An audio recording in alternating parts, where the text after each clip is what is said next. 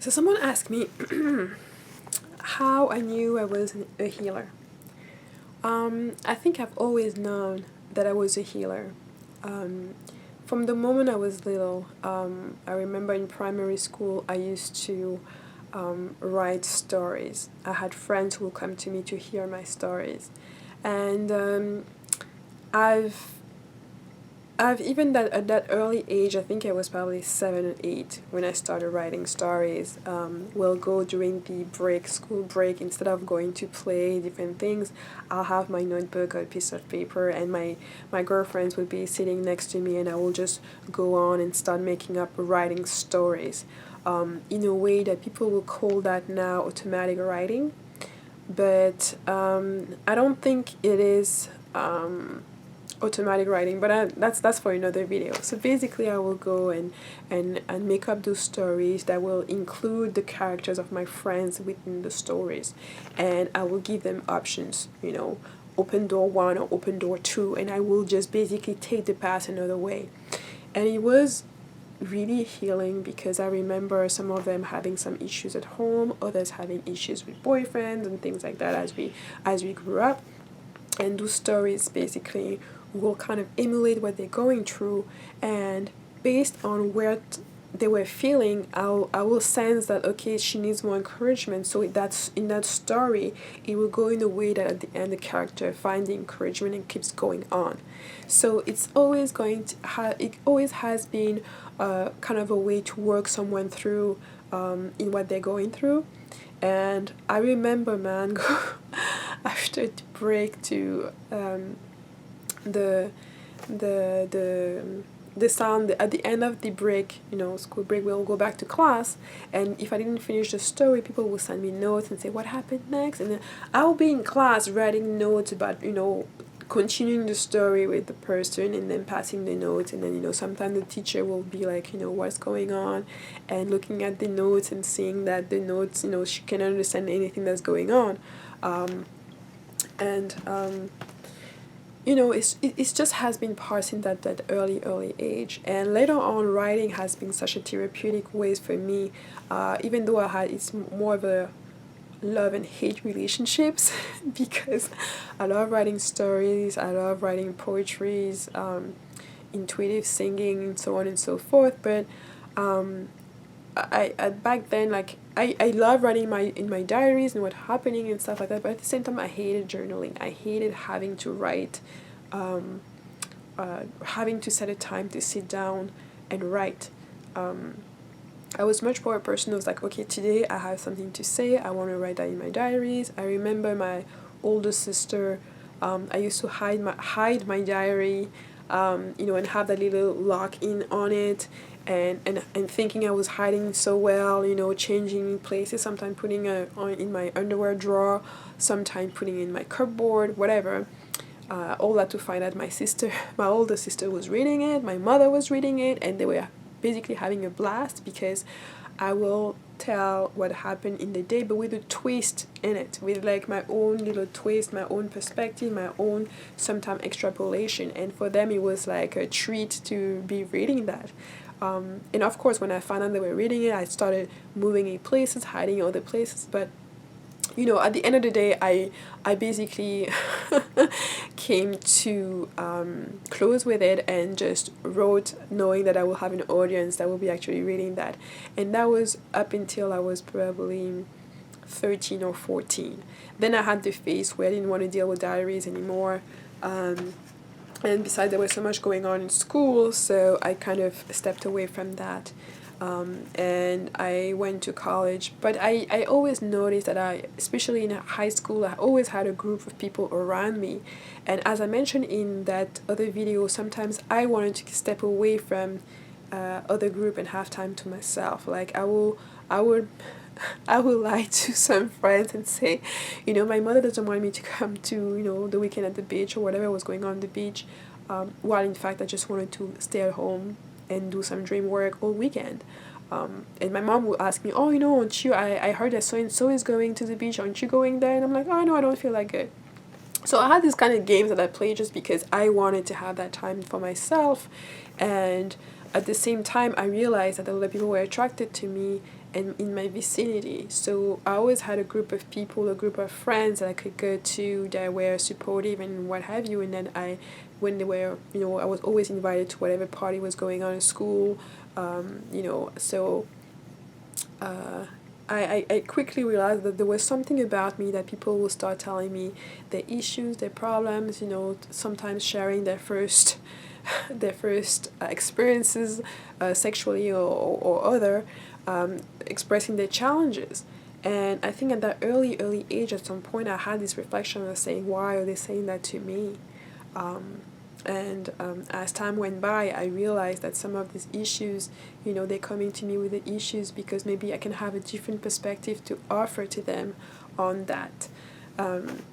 So it was very empowering. It was also really helped my growth as an individual because I will hear all the different stories that had nothing to do with my life or nothing close to what I was aiming for myself.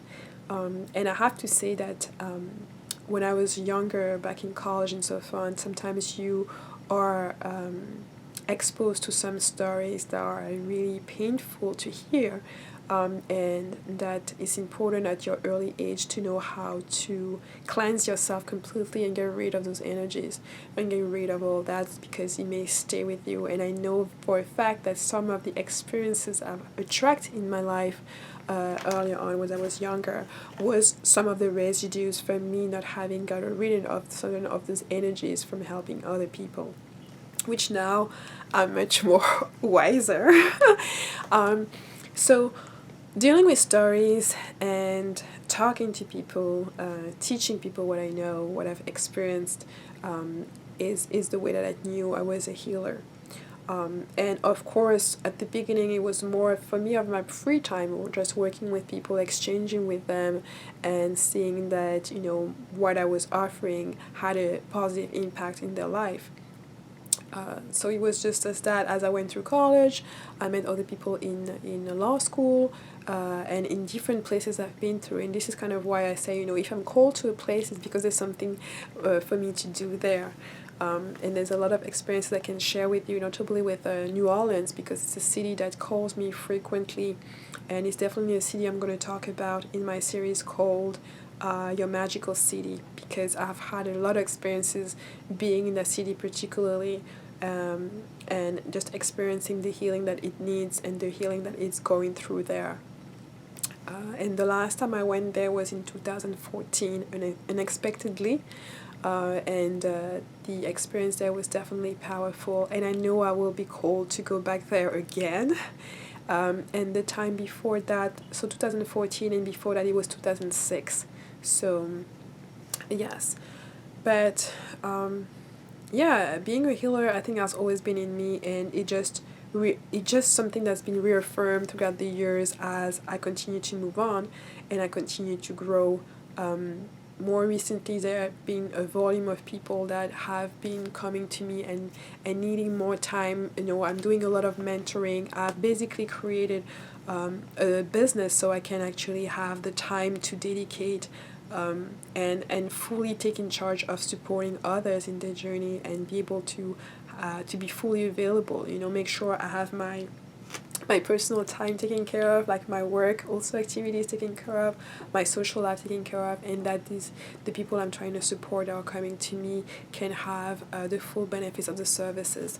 And so far I do one-on-one consultations, I do some of the group working, especially working in group with women. And I do now also a lot of workshops at a local yoga studio on different various topics. Some of them are topics that are requested by the audience, others are just things that I am now able to share publicly with people, students who are interested.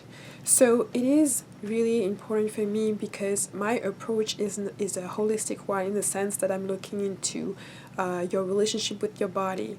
What are the ailments that you have? How do you perceive your body? How healthy are you? What is the practice that you have about your health? But I also look into the more of a subtle body. I look into what are your dreams like? Do you remember your dreams? What kind of dreams are you making? Are you scared to go to sleep? Are you scared of the dark? Are you scared of the night? Where can you sleep? All those different things that may impact the facets of the life. And of course, I'm into your spirituality. I will ask the client, what is your system of belief? Because the more that's a very important area to know when you're trying to assist somebody, to know what kind of system of belief they're coming from. Because if anybody knows about symbols, and I think this is one of the less talked about online, is that yes, people will talk about the general symbols that you see everywhere when you're coming from a Western perspective and when you've been educated in the Western world. And the rest of the world will get some of that symbology, but there's a lot of other symbols, or even same symbols have different meanings based on what culture you're coming from. And this is something I always stress to a client. When you're going to see somebody to help you interpret your dreams, you need to know what is the reference point for this person. Is this person versed in your particular symbology? Because sometimes, it's not sufficient to take a symbol book because it's not going to match your own culture. There's not that many symbols that are culture sensitive, or that are made from a basic culture with the understanding or the interpretation that has been made from a perspective of somebody from that culture. Okay, so I've seen some very different things from books that have been written about symbols in Native American spirituality or African spirituality, but that are far from the reality when you look at certain traditions in the same community. Because even for me to say Native American, it's a culture and a belief system that is very vast and huge compared to others. So I will say that becoming a healer for me, and specifically more a holistic healer, and starting a practice, making this part of my being, of my expression in my life, is something I knew, and I think I had to get to the point where I was had reached some type of financial stability in my life to be able to explore other avenues and make room to live more authentically and